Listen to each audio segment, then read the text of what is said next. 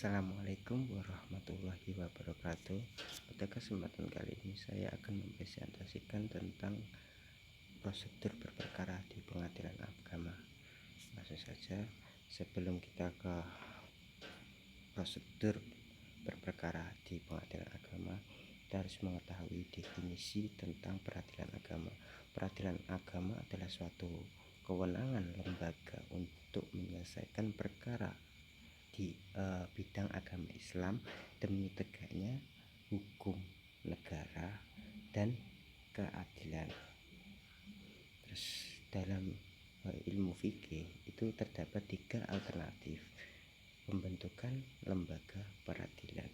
Yang pertama adalah bentuk tahkim atau mencari hukum atau mencari keadilan, di mana pada zaman dahulu itu yang orang mencari keadilan itu dengan lewat qadhi atau lewat masjid kepada ulama-ulama salaf atau kepada sahabat tabiin, sahabat atau rasul.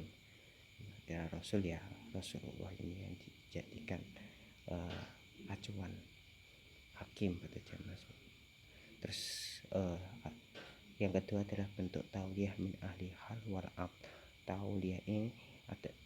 Tauliyah ini adalah bentuk dari mencari ta'awala, mencari keadilan dari ahli hal atau akad. Ini dimana kalau zaman dahulu itu semua kelompok masyarakat tertentu itu mempunyai suatu kodi atau penghulu atau tetua, yang dimana tetua tersebut akan memutuskan suatu masalah di dalam kelompoknya.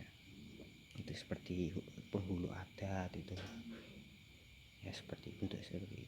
Terus yang ketiga adalah bentuk tauliyah imam atau umaro, di mana pemerintah atau pemimpin itu memiliki suatu keadilannya sendiri pada zaman tersebut. Sekarang pun juga seperti itu, negara mempunyai undang-undangnya sendiri untuk mengatur tentang ketentraman keberlangsungan hidup masyarakatnya. Terus selanjutnya adalah lahirnya Undang-Undang Nomor 17 Tahun 1970, di mana lahirnya undang-undang ini tersebut menyeragamkan antara peradilan dan pengadilan, di mana pas waktu zaman sebelum adanya undang-undang ini, antara peradilan dan pengadilan ini menjadi urgensi bagi kalangan pakar hukum dan akademisi dalam pengajiannya, karena antara pengadilan dan peradilan itu menurut mereka itu tidak sama. Pengadilan itu lembaga, sedangkan pengadilan itu adalah tempat, sedangkan peradilan adalah lembaga, dan mereka tidak sama. Adanya undang-undang tersebut itu menyeragamkan antara pengadilan dan peradilan itu sama saja. Terus maksudnya sama dalam wewenangnya dan lain sebagainya, baik administratif, yudikatif dan lain sebagainya. Terus lahirnya Undang-Undang Nomor 7 Tahun 1989. Lahirnya undang-undang ini adalah pintu pertama terbukanya kekuasaan peradilan agama, karena peradilan agama bisa memisahkan diri dari sistem politik hukum kolonial. Dimana sejarahnya banyak sekali dilema hukum Islam yang ditetapkan di Indonesia, karena Indonesia mayoritas itu adalah Muslim, dan adanya peradilan agama sangat penting, sangat urgen banget bagi keberlangsungan masyarakat Indonesia. Selanjutnya adalah proses berperkara di PA. Secara singkat,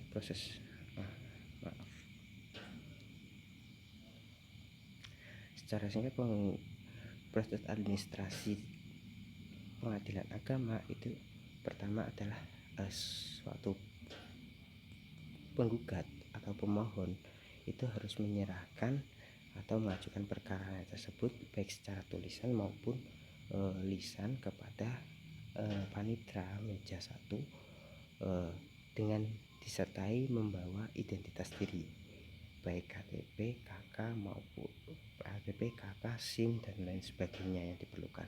Terus selanjutnya penggugat atau pemohon wajib membayar uang muka atau forsot biaya.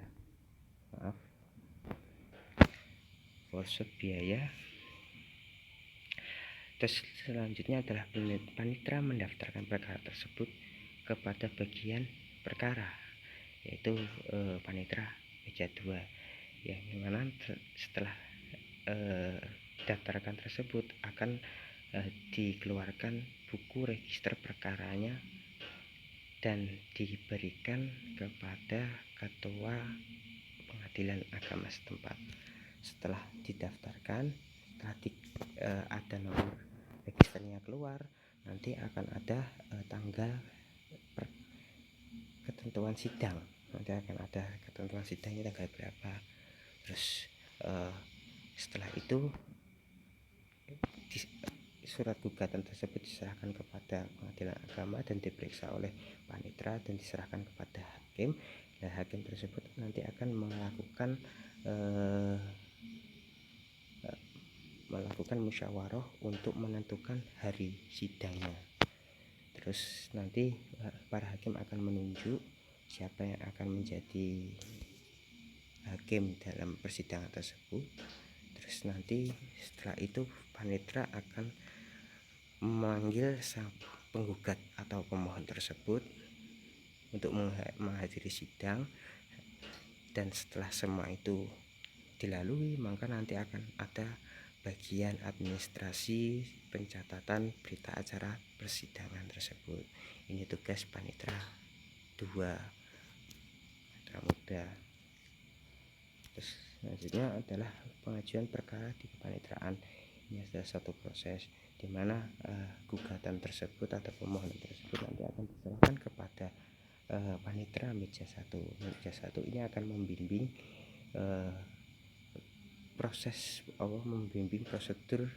proses berperkara TPA ini. Setelah menyerahkan terus membayar, nanti apabila si penggugat atau pemohon ini orangnya tidak mampu, maka bisa mengajukan permohonan secara prodeo atau cuma-cuma, dengan catatan nanti dilampiri surat keterangan tidak mampu yang dari desa yang diketahui oleh pihak camat dan lain sebagainya. Ini tertera dalam pasal 237 sampai dengan 245 HIR. Terus yang selanjutnya adalah membayar perkara tersebut kepada kasir atau meja 1. Nah, ini biaya yang dikeluarkan dalam permohonan cerai gugat dan cerai talak di Ponorogo, di PA Ponorogo, dimana total biaya cerai gugat kalau di radius 1 itu 750.000, sedangkan untuk cerai talak itu 951. Ini saya ambil dari website PA Ponorogo. Selanjutnya tentang pendaftaran perkara. Pendaftaran perkara ini setelah membayar semua itu dilanjutkan kepada panitra meja 2, di mana panitra meja 2 ini akan mencatat register pendaftaran gugatan tersebut. Setelah mendaftarkan ini ke panitra meja 2, nanti panitra meja 2 akan mengeluarkan surat register dan pemohon disuruh menunggu. Surat tersebut nanti akan diserahkan kepada ketua pengadilan agama. Terus selanjutnya adalah penetapan majelis hakim.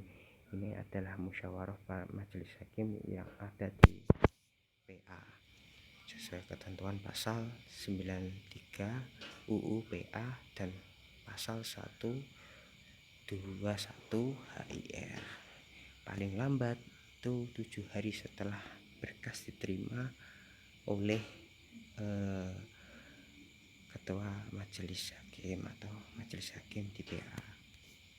Terus selanjutnya adalah penunjukan panitera sidang. Untuk membantu majelis hakim dalam menyelesaikan perkara ditunjuk seorang atau lebih panitera sidang. Penunjukan panitera sidang dilakukan oleh panitera. Untuk menjadi panitera sidang dapat ditunjuk panitera wakil, panitera muda, panitera pengganti atau pegawai yang ditugaskan sebagai panitera. Ini wewenang dari hakim atau ketua PA dalam menunjuk panitera yang akan menemani dalam sidang. Secara administratif yang menunjuk kepala PA. Selanjutnya adalah penetapan hari sidang. Setelah majelis hakim menerima berkas tersebut, nanti akan musyawarah tentang penetapan hari dan tanggal sidang perkara tersebut. Setelah itu setelah ditetapkannya waktu sidang tersebut, maka tugas panitera 2 adalah memanggil penggugat maupun tergugat untuk menghadiri persidangan, atau surat panggilan tersebut juga disebut relas. Biasanya kalau tidak lewat kantor pos ya lewat desa, lewat pemerintah desa. Terus selanjutnya adalah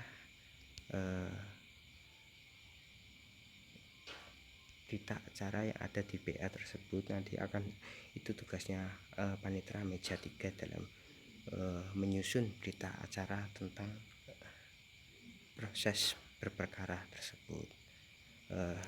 Sekian presentasi dari saya, kurang lebihnya mohon maaf. Apabila ada yang kurang paham bisa ditanyakan di forum. Akhiran, assalamualaikum warahmatullahi wabarakatuh.